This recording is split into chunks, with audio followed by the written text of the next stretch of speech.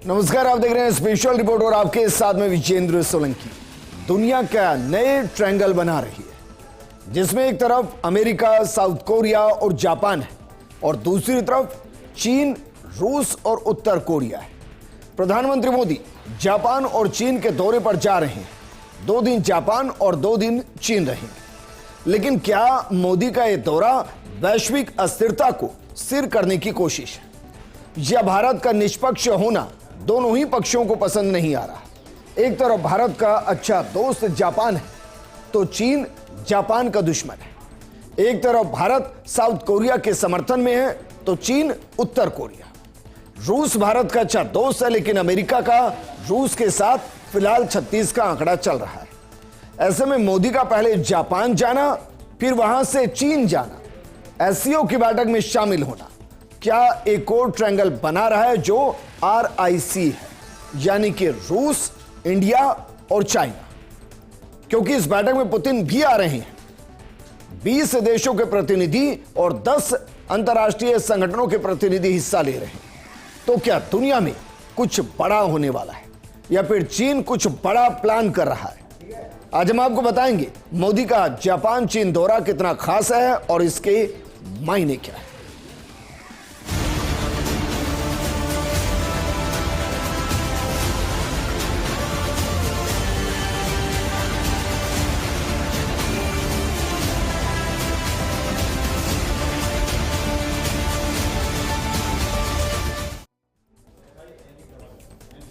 सबसे पहले प्रधानमंत्री मोदी के दौरे की बात करते हैं। जापान और चीन के दौरे पर वो जाने वाले हैं, जरा तारीखों पर गौर फरमाइए।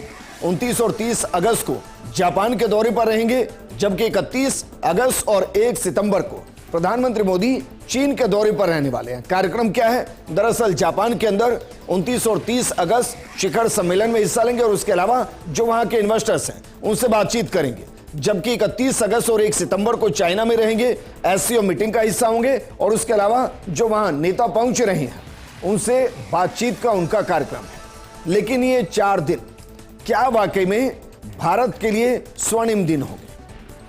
और क्या इससे भारत न सिर्फ इंटरनेशनल ट्रेड को एक्सेलरेट करेगा, बल्कि अपनी पोजीशन को और इंक्रीज करेगा? इसको समझने के लिए सबसे पहले जरा समझिए कि जापान की यात्रा और इससे क्या फायदा भारत को होगा, या इसके पीछे मोदी मिशन कैसे लगा हुआ है। चीन से पहले मोदी जापान की यात्रा करने जा रहे हैं। पीएम मोदी 29 और 30 अगस्त 2025 को जापान की 2 दिवसीय आधिकारिक यात्रा पर रहेंगे। यह उनकी जापान की 8वीं यात्रा होगी, लेकिन जापानी प्रधानमंत्री शिगेरू इशिबा के साथ उनकी पहली शिखर बैठक होगी। इस दौरान वो 15वें भारत जापान वार्षिक शिखर सम्मेलन में भाग लेंगे। ये दोनों देशों के बीच विशेष रणनीति और वैश्विक साझेदारी को और ज्यादा मजबूत करने का एक महत्वपूर्ण अवसर है। लेकिन जो बातचीत होगी उसमें प्रमुख मुद्दे क्या रहेंगे, वो कौन कौन से मुद्दे रहेंगे जिन पर दोनों के बीच में मंथन होगा, एक बार देख लेते हैं। उसके बाद आंकड़ों के साथ इनको अच्छे से आपको समझाएंगे। जरा देखिए मुद्दे। सबसे पहले विशेष रणनीतिक और वैश्विक साझेदारी। जब भी 2 देश आपस में मिलते हैं तो ये सामान्य सी प्रक्रिया है। इसके अलावा रक्षा और सुरक्षा को लेकर बड़े मुद्दे जिस पर बात हो सकती है, व्यापार और अर्थव्यवस्था को लेकर बातचीत होगी, प्रौद्योगिकी और नवाचार को लेकर बातचीत होगी, जन से जन संबंध को लेकर बातचीत होगी, क्षेत्रीय और वैश्विक मुद्दों पर बातचीत होगी। मित्रता को और ज्यादा मजबूत करने पर भी दोनों देशों के बीच में फोकस रहने वाला है। लेकिन अब एक एक सेक्टर को समझते हैं, कौन से क्षेत्र को क्या उम्मीद है इस बैठक से या इस दौरे के दौरान जापान के साथ। जरा शुरुआत करते हैं, और शुरुआत करते हैं रेल और इंफ्रास्ट्रक्चर के साथ। आपको ध्यान होगा भारत ने एक सपना देखा, सपना बुलेट ट्रेन का। इस बुलेट ट्रेन के सपने में जो फाइनेंशियली और टेक्नोलॉजी के साथ रंग भर रहा है वो देश जापान ही है। यह समझौता है E10 कोचेस ट्रांसफर का, जो कि बुलेट ट्रेन प्रोजेक्ट है। भारत में हाई स्पीड रेल नेटवर्क का विस्तार और यह एक बड़ा महत्व है। इस क्षेत्र के अंदर बातचीत हो सकती है और इसमें निवेश के साथ साथ इस टेक्नोलॉजी को और कैसे अपग्रेड करते हुए बाकी सिटीज के साथ कनेक्ट किया जाए, इसको लेकर भी बातचीत हो सकती है। दूसरा सेक्टर है तकनीक और AI समझौता। इसमें सेमीकंडक्टर, एआई, टेलीकॉम पर सहयोग को लेकर समझौता दोनों देशों के बीच में हो सकता है। और इसका महत्व क्या है? इससे सप्लाई चेन मजबूत होगी और अमेरिकी टैरिफ से काफी हद तक राहत होगी, हमारी डिपेंडेंसी काफी हद तक कम हो जाएगी। इसके अलावा रक्षा और सुरक्षा को लेकर क्या समझौता हो सकता है? दरअसल 2008 declaration update economic security initiative, यह 2008 का हम दोनों का समझौता है, भारत और जापान के बीच का। अब इसका महत्व क्या है? इसका महत्व दरअसल यह कि इंडो पैसिफिक में चीन के खिलाफ संतुलन को बनाए रखना, क्योंकि जापान चीन के खिलाफ है और ऐसे में जापान के साथ 2008 का यह डिक्लेरेशन इंडो पैसिफिक के अंदर भारत को मजबूती देता है। और इस पर बातचीत होगी कि अगर चीन विस्तारवाद सोच के साथ आगे बढ़ता है तो कैसे जापान के साथ मिलकर उसको रोका जाए। अगला सेक्टर है निवेश। समझौता क्या हो सकता है? 10 ट्रिलियन येन का लक्ष्य है अगले 10 सालों के अंदर कि ये भारत के अंदर इन्वेस्ट हो। अब इसका महत्व क्या होगा? इससे भारत की अर्थव्यवस्था को बूस्टर डोज मिलेगी और इससे रोजगार भी सर्जन होगा, क्योंकि अगर जापान 10 लाख येन, ट्रिलियन माफ कीजिएगा, 10 ट्रिलियन येन अगर वो भारत के अंदर अगले 10 सालों में इन्वेस्ट करता है तो उससे यकीनन भारत की अर्थव्यवस्था को भी फायदा होगा। और जब अर्थव्यवस्था को फायदा होता है, उद्योग स्थापित होते हैं, इंफ्रास्ट्रक्चर पर पैसा लगता है तो रोजगार अपने आप सर्जन होते हैं। इसके अलावा जिस सेक्टर पर बातचीत हो सकती है वो है क्वाड। समझौता क्या है? स्वास्थ्य, तकनीक, इंफ्रा पर सहयोग, एक दूसरे देशों का सहयोग, यह समझौता है। और इसका महत्व क्या है? क्षेत्रीय स्थिरता और भारत की लीडरशिप को एक नई उछाल मिल सकती है। जापान के साथ कई ऐसे ट्रेड हम करते हैं जो भारत के लिए फायदेमंद है।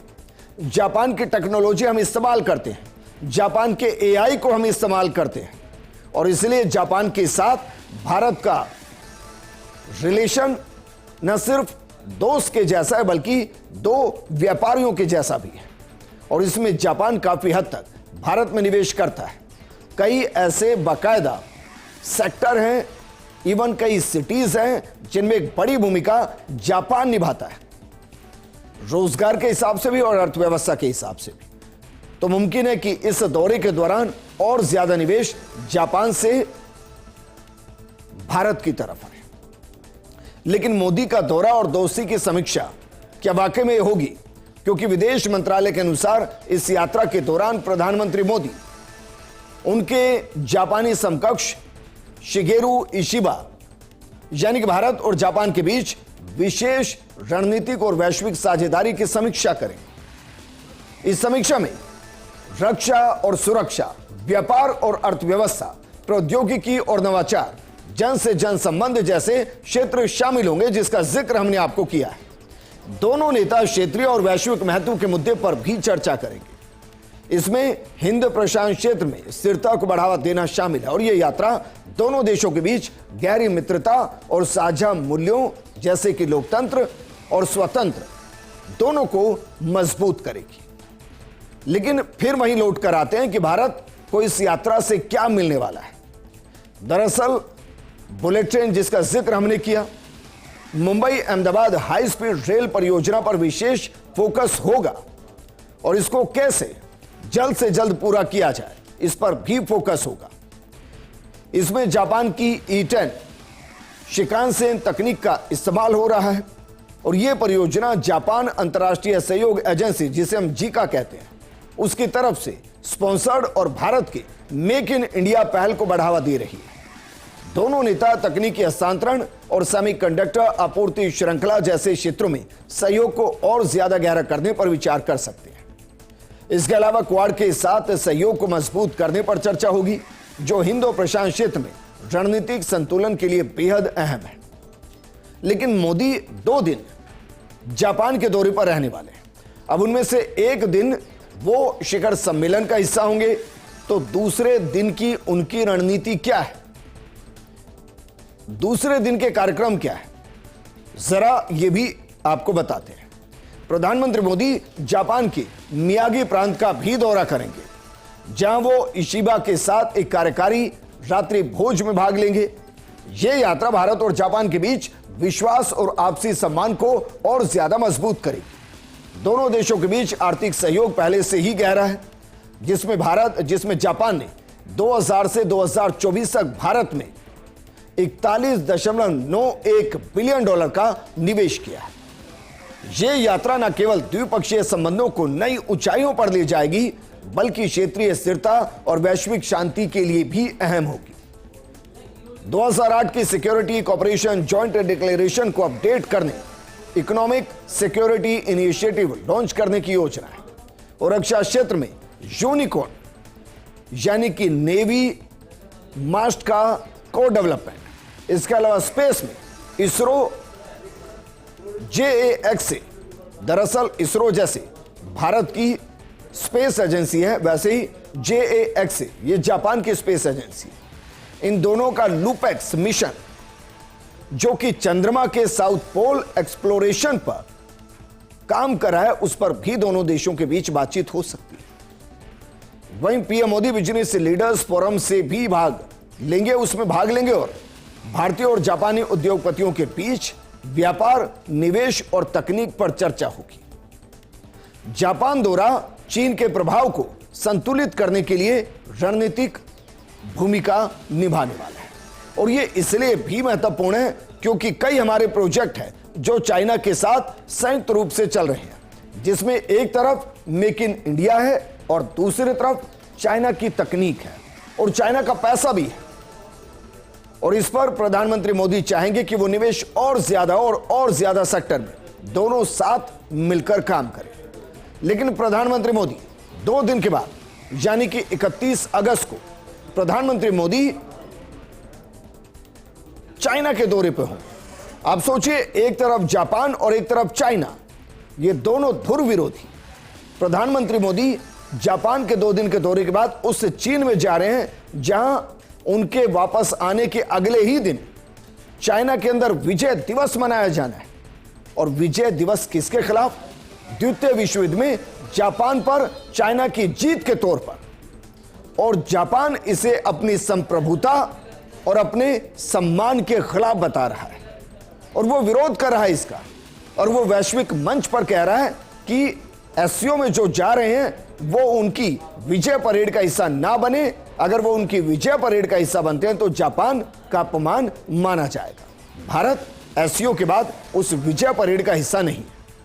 लेकिन प्रधानमंत्री मोदी का चीन का दौरा और उसके मकसद क्या है, जरा देखिए, इसको भी समझने की जरूरत है। सबसे पहले एससीओ समिट में भागीदारी, जिसके लिए प्रधानमंत्री मोदी जा रहे हैं और यह इसलिए भी महत्वपूर्ण है क्योंकि गलवान घाटी में जो हुआ उसके बाद प्रधानमंत्री पहली बार चाइना के दौरे पर है।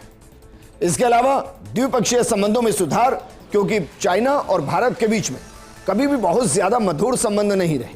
आप ये भी कह सकते हैं कि चाइना ने हमेशा भारत की पीठ में छुरा घोंपा है, लेकिन वर्तमान में दोनों ही देश अमेरिका के टैरिफ से परेशान हैं और इसलिए द्विपक्षीय संबंधों को सुधारा जा सकता है। तीसरा, सीमा विवाद का समाधान, क्योंकि दोनों ही देशों के बीच में न सिर्फ सीमा विवाद बल्कि कई राज्यों को लेकर एक गंभीर मतभेद है। उसको क्या वाकई में टेबल टॉक के जरिए सुलझाया जा सकता है? यह भी एक बड़ा मुद्दा जिस पर बातचीत हो सकती है। अमेरिकी टैरिफ के बाद आर्थिक संतुलन, इसमें क्योंकि भारत सबसे बड़ा वर्तमान में कंज्यूमर और चाइना सबसे बड़ा प्रोड्यूसर, क्या इन दोनों के बीच में कोई इंटरकनेक्शन ऐसा हो सकता है, एक ऐसी डील हो सकती है जिसमें दोनों बराबरी का फायदा उठा सके? इसके अलावा वैश्विक बंधु, यह शब्द अपने आप में महत्वपूर्ण है क्योंकि चाइना और भारत चाहे बेशक वैचारिक तौर पर एक दूसरे के विरोधी हो, सीमाओं को लेकर दोनों के बीच में भारी मतभेद हो, क्योंकि चाइना विस्तारवादी सोच के साथ और भारत विकास की सोच के साथ आगे बढ़ता है, लेकिन दोनों फिलहाल रूस के समर्थन में, जबकि दूसरी तरफ पूरा यूरोपियन कंट्री है और अमेरिका है। ऐसे में वैश्विक बंधुत्व की भूमिका बेहद अहम है क्योंकि एससीओ के अंदर 20 देशों के प्रतिनिधि आ रहे हैं, 10 अंतर्राष्ट्रीय संस्थाओं के प्रतिनिधि आ रहे हैं। तो जरा समझिए, जिस एससीओ के अंदर यह सब होना है, इस भागीदारी का मकसद उसमें क्या है? दरअसल क्षेत्रीय सुरक्षा और आर्थिक सहयोग को मजबूत करना इसका मुख्य उद्देश्य है। इसके अलावा इसका उद्देश्य है आतंकवाद, अलगाववाद और उग्रवाद का मुकाबला करना। पीएम मोदी समिट में भारत की प्राथमिकताओं पर जोर देंगे, जैसे व्यापार कनेक्टिविटी, संप्रभुता का सम्मान, क्षेत्रीय अखंडता, क्रॉस बॉर्डर आतंकवाद, अतिक्रमण की सोच के खिलाफ सख्त रुख। एससीओ के माध्यम से भारत अपनी मल्टी अलाइनमेंट नीति को मजबूत करेगा, जिनमें क्वाड, ब्रिक्स और G7 के साथ संतुलन बनाए रखते हुए रूस, चीन, ईरान जैसे देशों से संवाद जारी रखना शामिल है। यह भारत को ग्लोबल साउथ का नेता बनाने में मदद करेगा। दरअसल ग्लोबल साउथ यानी कि वो देश जो इस वक्त विकासशील है, या कहिए जिनकी अभी भी अर्थव्यवस्था उस अमीरी रेखा से ऊपर नहीं, जिसमें एलीट क्लास के लोग हैं या एलीट देश हैं, उनके अगेंस्ट इसको जो नाम दिया गया वो ग्लोबल साउथ है। और भारत फिलहाल ग्लोबल साउथ को एक तरीके से लीड कर रहा है। और प्रधानमंत्री मोदी ने कई ग्लोबल साउथ के देशों का दौरा भी बीते कुछ महीनों में किया है। वहीं चीन ने इसे एकजुटता, मित्रता, सकारात्मक परिणामों का समागम बताया है, क्योंकि फिलहाल चाइना को सबकी जरूरत है।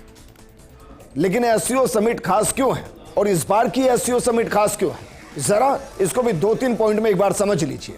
2001 के बाद यह सबसे बड़ी समिट है।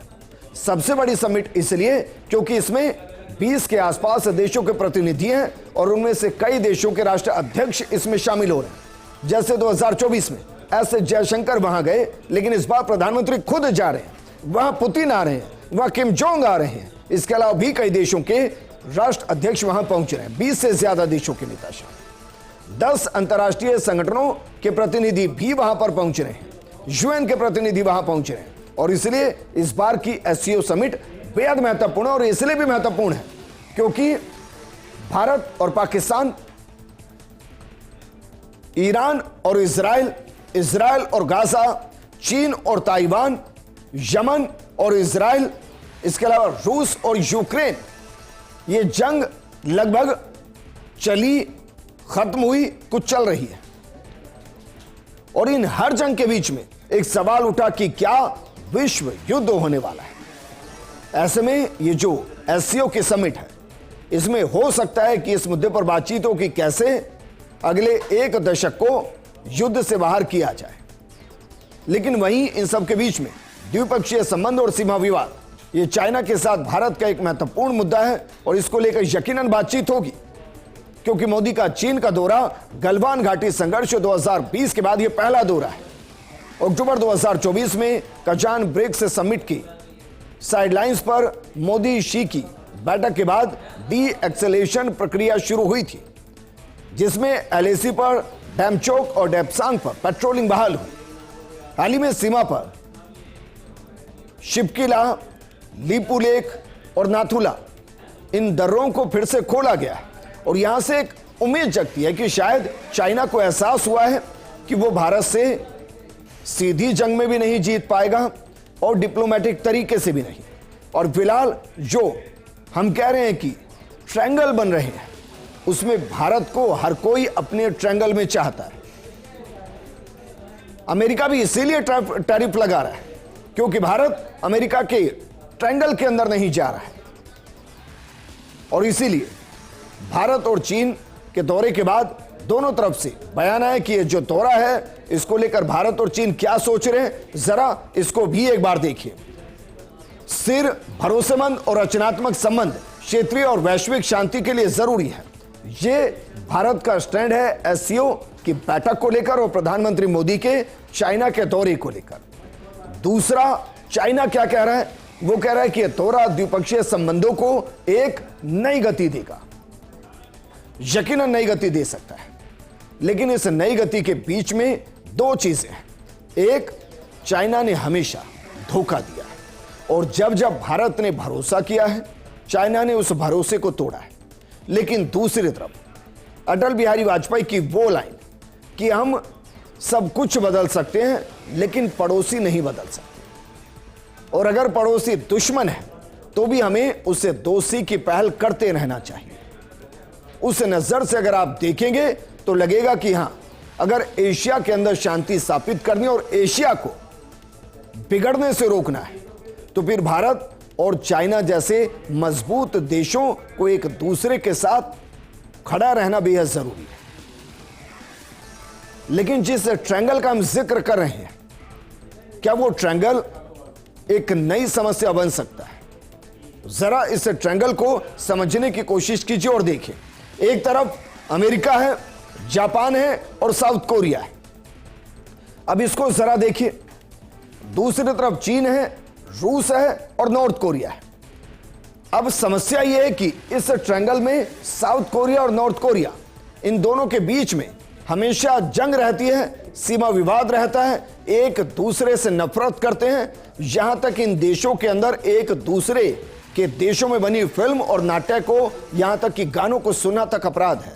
इस तरीके की दुश्मनी है दोनों देशों में। दूसरी तरफ अमेरिका और चाइना है। फिलहाल इन दोनों के बीच भी कुछ ऐसी ही स्थिति बनी हुई है। हालांकि दोनों देश एक ऐसे प्रोग्राम पर काम करने की कोशिश करें जिसमें जंग को टाला जा सके या एक ऐसी प्रतिस्पर्धा को टाला जा सके जिसमें दोनों का नुकसान हो। इसके अलावा चीन और जापान, यह भी कुछ ऐसी ही स्थिति है। दोनों के बीच विवाद है और विवाद इस तरीके से है कि चाइना बाकायदा 80वां विजय दिवस मना रहा है जापान पर द्वितीय विश्व युद्ध में अपनी जीत का, और इसका जापान विरोध कर रहा है। वो विरोध इसलिए कर रहा है कि उसमें कई देशों के राष्ट्र अध्यक्ष शामिल हो रहे हैं, उनको चीफ गेस्ट बनाया गया। और बिल्कुल अमेरिका और रूस के बीच भी फिलहाल ऐसा ही चल रहा है। और फिलहाल नहीं, आप इसे प्रथम विश्व युद्ध से दूसरे विश्व युद्ध से जोड़कर देख सकते हैं। जिन दो धुरी के बीच में दुनिया हमेशा जंग के मैदान में गई है, उनमें से एक धुरी अमेरिका रहा है और दूसरा रूस रहा है। लेकिन इस सब के बीच में हमेशा से भारत किस पक्ष में खड़ा रहा? भारत, जरा डालिए वापस, भारत हमेशा से इसमें निष्पक्ष रहा। लेकिन फिलहाल क्या भारत का निष्पक्ष होना फिलहाल के लिए समस्या है?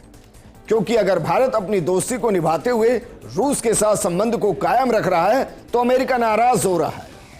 और क्या जापान जाकर प्रधानमंत्री मोदी अगर जापान की स्वतंत्रता, उसके लोकतंत्र को लेकर फिक्रमंद होते हैं तो क्या चाइना नाराज होगा? और क्या वाकई में अगर नॉर्थ कोरिया के साथ प्रधानमंत्री मोदी संबंधों को आगे बढ़ाते हैं तो जिस साउथ कोरिया के साथ हमारे संबंध हमेशा से अच्छे रहे, क्या वो नाराज होगा? इस ट्रायंगल के बीच में निष्पक्ष होना क्या भारत के लिए फायदेमंद है या आज के दौर की सबसे बड़ी चुनौती? ये भारत को समझना पड़ेगा, क्योंकि भारत खुद एक ट्रायंगल को क्रिएट कर रहा है जिसमें एक तरफ चाइना है, दूसरी तरफ रूस है और तीसरी तरफ भारत है। और इसे RIC ट्रायंगल कहा जा रहा है। जिस तरीके से फिलहाल रूस, चाइना और नॉर्थ कोरिया, इसे नॉर्दर्न ट्रायंगल कहा जा रहा है। क्या वाकई में प्रधानमंत्री मोदी का जापान और चीन का दौरा भारत के लिए एक सुखद संदेश, टैरिफ के बाद जो अस्थिरता आई उसको स्थिरता लाने की कोशिश, और क्या जो दुश्मन देश हैं उनके बीच में मध्यस्थता का वो चेहरा जिस पर भरोसा सबसे ज्यादा है? इस प्रोग्राम में फिलहाल इतना ही। आप बने रहिए फर्स्ट इंडिया न्यूज के साथ, क्योंकि खबरों का सिलसिला लगातार जारी है। नमस्कार।